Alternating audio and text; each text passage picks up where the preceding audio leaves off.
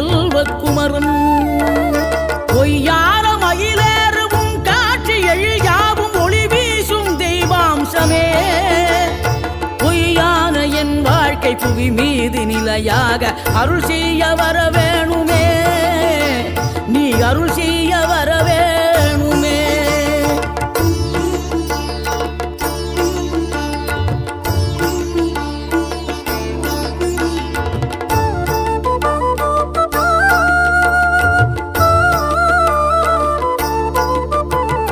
இகழ்தலையும் புகழ்தலையும் ஒரு முகமாய் கருதும்படி செவி உரைத்த முத்து குமரன் நீ வறுமையையும் வளமையையும் சமநிலையாய் உணரும்படி மதி கொடுத்த செல்